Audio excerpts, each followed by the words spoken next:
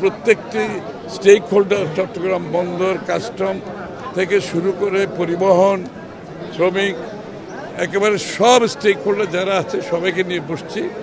পুঙ্খানুপুঙ্খানুরূপে আমরা এগুলো বিবেচনা করছি, কোথায় কোথায় সমস্যা হচ্ছে, কেন সমস্যা হচ্ছে, সমস্যার কারণে এগুলোর দাম বাড়ছে, এগুলোর কস্ট বাড়ছে, এই কস্ট ইন্ডাস্ট্রিয়াল প্রোডাকশনের দাম বাড়ছে, দ্রব্যমূল্যের দাম বাড়ছে।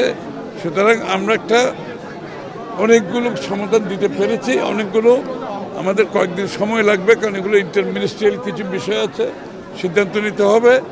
আমরা আশা করছি আগামী খুব সহসা এই সমস্যাগুলো সমাধান করলে চট্টগ্রাম বন্দরের কার্যক্রমে খুব গতি আসবে এবং সাথে সাথে এই যে পণ্যগুলো যেগুলো আছে এগুলো তাড়াতাড়ি খালাস হবে এবং খালাস তাড়াতাড়ি করতে পারলে এগুলোর উপরে যে একটা আলাদা যে কস্ট আসছে এগুলোর, এই কস্টগুলো কমে আসবে।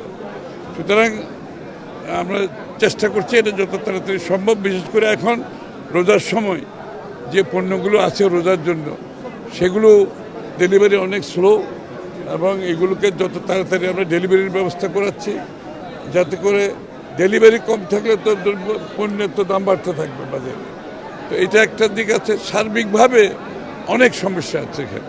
চিটাগাং বন্দরে যে সমস্যার কারণে বাংলাদেশের অর্থনীতিতে যে ক্ষতিগ্রস্ত হচ্ছে, এটার যে কস্ট অফ প্রোডাক্ট বেড়ে যাচ্ছে, প্রোডাকশন বেড়ে যাচ্ছে, বাজারে দ্রব্যমূল্য বাড়তেছে, এগুলোর অনেকগুলোর মধ্যে একটা কারণ হচ্ছে চট্টগ্রাম বন্দরকে নিয়ে যে কর্মকাণ্ড চলছে, সেটা হচ্ছে একটা বিশেষ কারণ।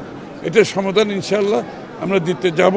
কিছু সমাধান আজকে হয়েছে, কিছু শর্ট টার্ম হবে, আর কিছু আমরা আলোচনার মাধ্যমে শেষ করতে হবে।